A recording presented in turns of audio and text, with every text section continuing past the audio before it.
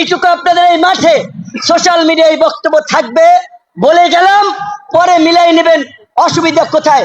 আমরা আজকের এই শ্রমিক সমাবেশ হলো আমরা একটা কথা বলতে চাই, দেশের স্বাধীনতা সার্বভৌমত্বের উপরে ঝুঁকি তৈরি হয় এমন কোন সিদ্ধান্ত অন্তর্বর্তীকালীন সরকার কিংবা কোন সরকারকে আমরা নিতে দেব না। বাংলাদেশের কক্সবাজারের ভূমি ব্যবহার করে মিয়ানমারের রাখাইন রাজ্যে ওই তথাকথিত সহায়তা পৌঁছানোর নামে যে মানবিক করিডোরের আলোচনা চলছে, সরকারকে বলবো ওইখানে ফুল স্টপ মারেন, আর এক পাও আগাবেন না। আপনাদের প্রতি আমাদের সমর্থন আছে, ভালোবাসা আছে, তার মানে এইটা নয় আপনারা যা ইচ্ছা তাই করবেন আমরা মেনে নেব।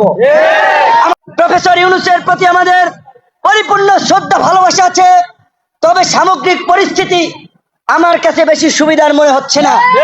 সাধারণ সম্পাদক বলেছে যে আওয়ামী দুর্বৃত্তরা এত জঘন্য ইতিহাসের বর্বরতম গণহত্যা ঘটালো, এত মানুষকে পঙ্গু করলো, তারপরে এখন পর্যন্ত তাদেরকে নিষিদ্ধের বিষয়ে আমরা কোনো সরকারি সিদ্ধান্ত দেখি নাই।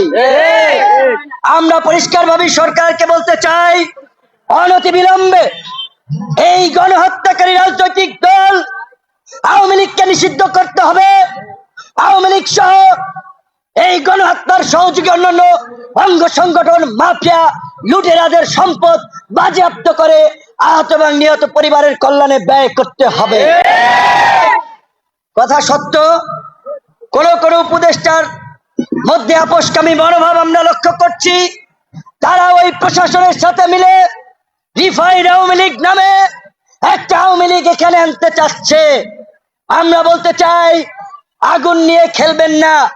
আমরা কোনো স্বার্থের জন্য রাজনীতি করি না, আন্দোলন করি না। তবে একটা বিষয় পরিষ্কার, আওয়ামী লীগের প্রশ্নে গণ অধিকার পরিষদ বিন্দু মাত্র ছাড় দিবে না।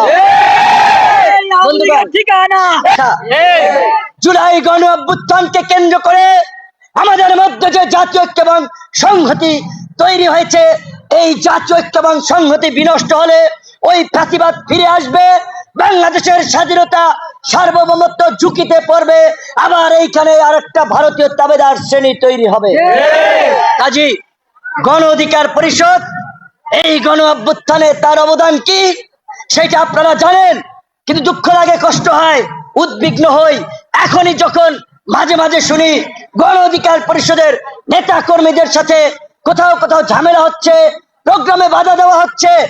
ধরাকে সরা জ্ঞান মনে করবেন না। নির্বাচনের তাল ঠিক নাই, নির্বাচন কবে হবে কেউ জানে না। আমরা সবাই বলছি সংস্কারের পাশাপাশি দ্রুত সময়ের মধ্যে নির্বাচন হবে, কিন্তু আপনাদেরকে বুঝতে হবে এই দাবি মাঠে কেন আসছে, তার পেছনের ঘটনা আছে। কাজী কেউ কেউ ক্ষমতায় না গিয়ে এখনই যদি মানুষের উপরে আধিপত্য বিস্তার, জুলুম নির্যাতন করেন, মানুষ কিন্তু ভোটের মাঠে তার জবাব দেবে। ভুলে যাবেন না, জনগণ এখন অনেক সচেতন। এই জনতা স্বাধীন চেতা আগামী রাজনীতিতে আপনারা দেখবেন কিভাবে বৈপ্লবিক পরিবর্তন হয়। গণ অধিকার পরিষদ ফ্যাসিবাদ বিরোধী আন্দোলনে যেভাবে আপোষহীন ভাবে লড়াই সংগ্রাম করেছে,